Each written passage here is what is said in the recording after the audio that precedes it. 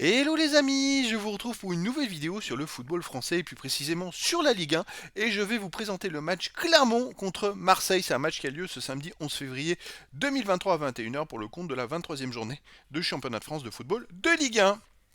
Donc Clermont, c'est le 11e et ils reçoivent Marseille, le deuxième. Donc je vais revenir sur le classement de ces deux équipes avec leurs stats en Ligue 1. On verra aussi les meilleurs buteurs et meilleurs passeurs, enfin tous les joueurs des deux équipes qui ont au moins 2 buts et 2 passes décisives. On verra les 10 derniers résultats pour voir la forme du moment et on verra les compos d'équipes probables possibles avec les tactiques éventuelles. Ça peut évoluer d'ici le début du match afin de nous faire une idée sur la tendance de cette rencontre. Donc c'est parti, Clermont donc 11e de Ligue 1 avec 30 points en 22 matchs, 8 victoires, 6 nuls, 8 défaites, 24 buts pour, 29 contre, moins 5 de goal average. Marseille est deuxième avec 46 points en 22 matchs, 14 victoires, 4 nuls, 4 défaites, 43 buts pour, 20 contre, plus 23 de goal average. Ils sont à 8 points du PSG qui est premier et Clermont a donc 16 points de retard sur Marseille. 16 points d'écart entre les deux équipes.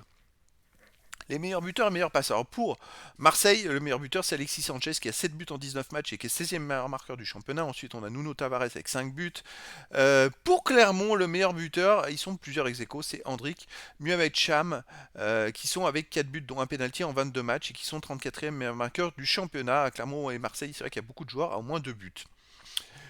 Côté des passeurs décisifs, pour Marseille, on a le troisième meilleur passeur décisif du championnat qui est Jonathan Klaus avec 9 passes en 18 matchs. Après, pour Clermont, le meilleur, il est 23e, c'est Saïf Eddine Kawi avec 3 passes décisives en 21 matchs. Les 10 derniers résultats, alors pour Clermont, c'est 3 victoires, 4 nuls, 3 défaites, 7 buts pour, 9 contre, moins 2 de goal average. Alors c'est vrai qu'ils ne marquent même pas un but par match, ils en encaissent moins d'un but par match. Bon, ils sont 11e du classement, bah voilà, c'est un peu le résultat des derniers matchs, vous voyez. S'ils n'ont pas marqué sur les 3 derniers matchs de championnat avec 2 matchs nuls 0-0 et une défaite contre Monaco à domicile 0-2. C'est une équipe qui ne marque pas plus de 2 buts et qui encaisse pas plus de 2 buts également.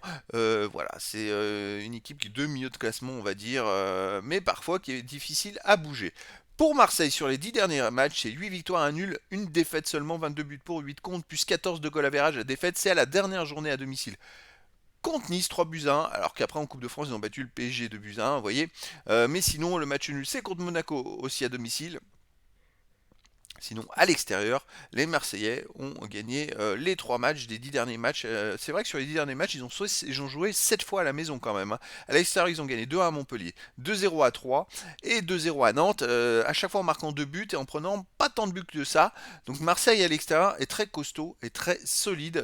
Les résultats le prouvent.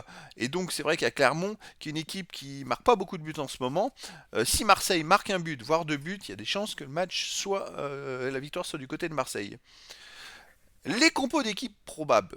Alors tout ça peut évoluer bien sûr d'ici le début du match. Alors pour Clermont, gardien Dio, défense Vitesca, Coffrier, Ogier, milieu de terrain Alevina, Kawi, Magnin, Neto Borges, milieu offensif Cham et Rachani, attaquant Hendrick. C'est du 3-4-2-1 avec 6 milieux de terrain.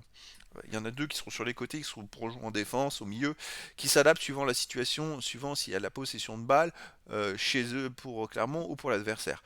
Pour Marseille, la compo, Pau, Lopez en gardien, Mbemba en défense, Gigot, Balerdi, milieu de terrain, Klaus, Rongier, Verretou, Kolasinac, milieu offensif, Malinowski, Gendouzi, attaquant, Sanchez. Pareil, du 3-4-2-1, une compo d'équipe classique côté Marseille et en plus, ce 3-4-2-1, ça demande énormément d'énergie parce que ça permet, en fait, ça permet de faire du pressing tout terrain et ça permet de contrer rapidement l'adversaire pour intercepter très tôt les ballons. Donc c'est très énergivore. Alors Marseille sort d'un match monstrueux contre le PSG en Coupe de France. Clermont de son côté n'a pas joué depuis le 5 et la défaite à domicile contre Monaco. Donc Clermont risque d'être quand même plus frais pour ce match-là, surtout avec des tactiques qui demandent autant d'énergie. Est-ce que ça va jouer pour cette rencontre? Est-ce que justement ça sent le match nul? En tout cas, je vous donne rendez-vous les amis ce samedi 11 février 2023 à 21h pour le match de la 23e journée du championnat de France de football de Ligue 1. Clermont le 11e reçoit Marseille le 2e. Voilà les amis, je vous dis à très bientôt pour une nouvelle vidéo.